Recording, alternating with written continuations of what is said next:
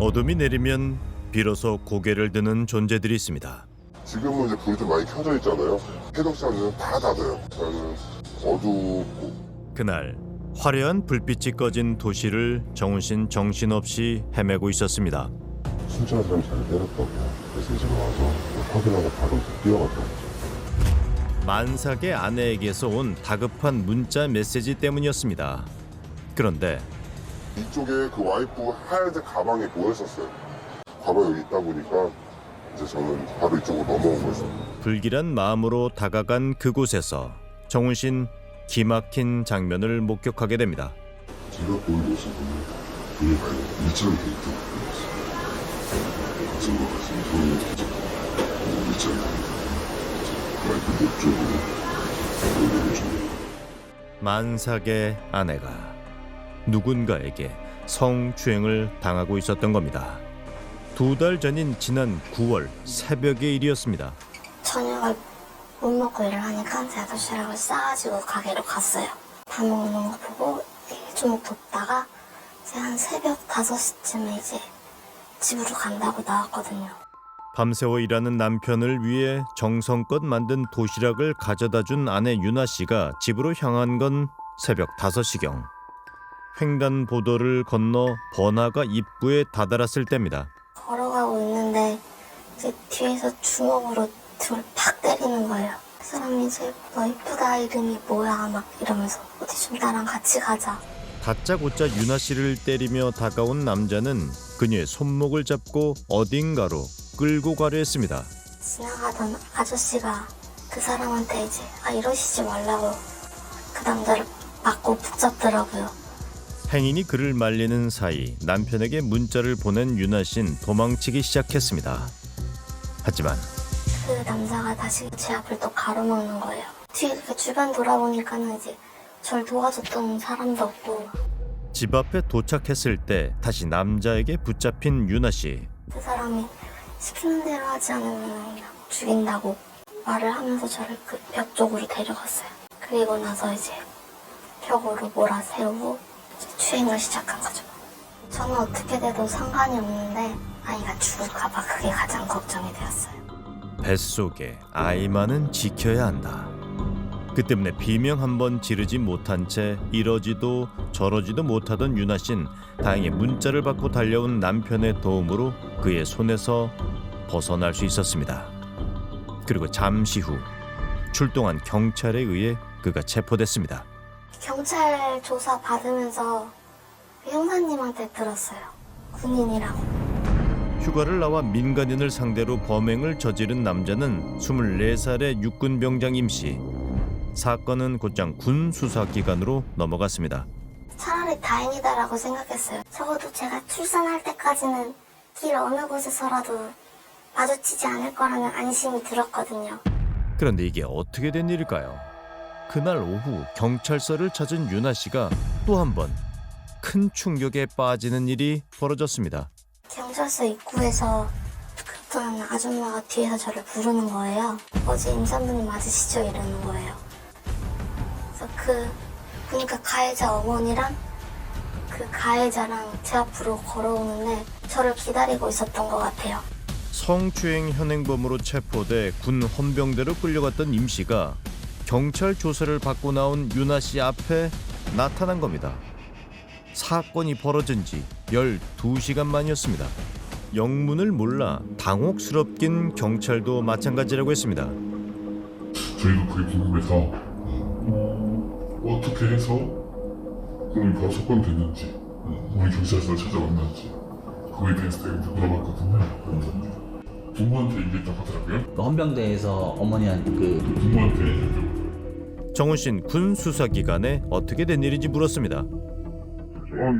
이해가 안 가서 그런 거야. 어떻게 군인 신분인데 지금 바깥에 그 사건을 해놓고서 아무렇지도 않게 이게 나올 수가 있는 게 저는 그게 되게 신기한 것 같은데 지금 너무.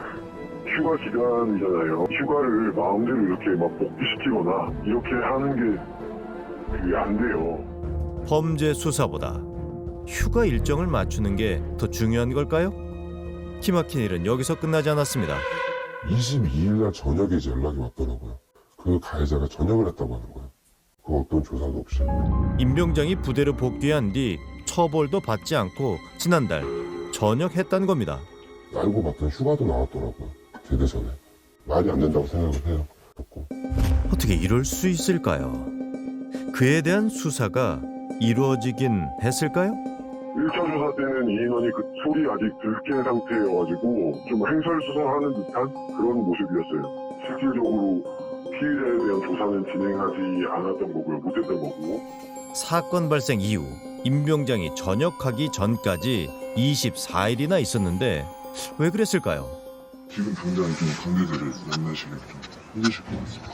6번 승인 이후에 이제 저희가 취재라든지 이런 뭐 자세한 사항에 대해서 좀 답변을 해드릴 수 있는 상황이어서 육군본부의 입장을 들어봤습니다.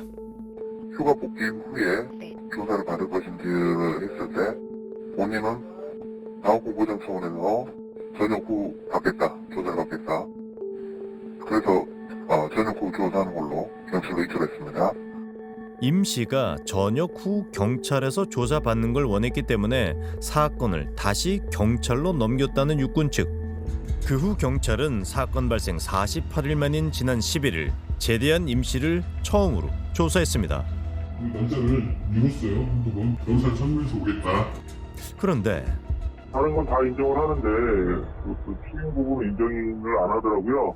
범행 현장은 CCTV에 잡히지 않는 사각지대였습니다. 하지만 그 상황을 목격하고 그녀를 도와준 시민이 있었다는 사실은 경찰이 군에 보낸 기록에 담겨 있습니다. 군 수사기관은 목격자를 찾아 조사했을까요? 목격자 조사는 이루어졌나요?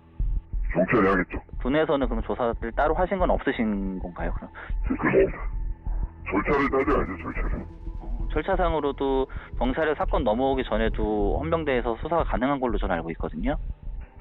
가능하다는 건 하라는 게 아니잖아요. 가능하다는 거죠. 안 했다고 해서 잘못은 아니잖아요. 군에서 손 놓고 있었던 24일의 시간 동안 수사의 중요한 단서가 될지 모르는 증거들은 빠르게 사라져갔습니다. 정훈 씨는 군 헌병대의 안일한 수사가 임 씨의 태도 변화에 영향을 미친 거라 의심하고 있습니다. 전화가 왔었어요. 저라고 죄송하다고. 기존에는 자기가 사고 군대라는 그곳에서 큰 문제가 될까봐 저희한테 뉘우치는 척을 했던 거고. 사건 직후만 해도 지금과는 태도가 달랐다는 임 씨는 당시 이런 말을 했습니다. 제가 어젯밤에 있었던 일 때문에 전화드렸는데요. 누군데? 일행이야? 아니면 전화자? 본인 죄송합니다. 일단 전화를 드려야 되는 게 맞는 것 같아서 전화를 드렸습니다.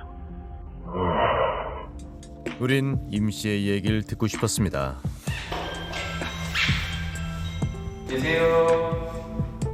몇 번의 시도 끝에 임 씨와 연락이 닿았습니다. 뭐 범행을 부인하고 있다고 뭐 이렇게 저희가 얘기를 듣고 있는데 네, 죄송한데 예. 없거든요. 일단 잠깐만 제 얘기만 좀 들어주세요. 할 말이 없다는 임 씨. 인터뷰를 요청하는 메시지를 남기고 그를 좀 더 기다려보기로 했습니다. 그런데 휴재 때문에요. 임 씨는 답변 대신 경찰을 불렀습니다. 저분들은요, 기자님들이 이제 여기서 나가주시기를 원하시더라고요. 오케이 하세요. 네, 그렇죠. 왜냐면 모르는 사람이 이제 집 밖에서 계속 이제 기다리고 있으시니까. 군 법무관 출신 변호사들은 군 수사기관의 안일한 관행이 사건 해결을 어렵게 만들었다고 지적합니다. 그렇게 신병을 득달같이 가져갔으면 사건도 가져가던가 또 사건 안 가져갔잖아. 사건을 진행 안 하고 그냥 내 방쳐 놓은 거 아니에요. 이거 수사 의지가 없는 거죠. 제대 날짜가 10월 19일이었다고 하면 10월 19일까지 목격자, 피해자, CCTV 확보, 차량에 대한 블랙박스 그런 부분에 대한 조사는 그럼 제대로 하고 있었냐. 증거 확보가 굉장히 중요하단 말이에요. 그것조차 하고 있지 않았다 그러면 직무유기죠.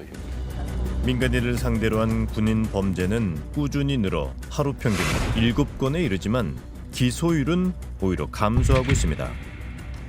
군인이 군대 밖에서 벌인 범죄까지 군이 수사하고 처벌해야 할 이유가 있을까요? 민간 지역에서 벌어진 일은 군 수사기관이 수사권을 행사할 필요도 없는 거예요. 군사법원을 운영하고 있는 나라가 미국이 대표적인 나라인데요. 미국조차도 민간인 지역에서 벌어진 전형적인 일반 범죄에 대해서 군대에서 재판권 행사하지 않아요. 근데 우리만 유독 철저한 이 신분적 관할이라는 어이없는 제도를 지금 운영하고 있어요. 지난 7일 윤아 씨는 무사히 아이를 낳았습니다. 네, 정말 이뻐요. 아빠를 꼭 빼닮았어요. 저는 항상 아이의 상태를 걱정하면서 노심초사하면서밖에 살아갈 수가 없어요. 최소한 이제 그런 잘못을 한 가해자는 그에 맞는 처벌을 받는 거를 그냥 와이프가 봤으면 좋겠어요. 그게 전부고. 윤아 씨 부부를 불안에 떨게 한 임 씨에 대한 수사가 사건 발생 2달이 지나 시작됐습니다. 2달의 공백만큼 더 많이 힘들고 더 많이 두려웠을 윤아 씨. 피해자의 고통이 부디 더 길어지는 일은 없길 바랍니다. 14일날 너 출두를 해라. 통보를 했는데 휴가였어요. 말려주마.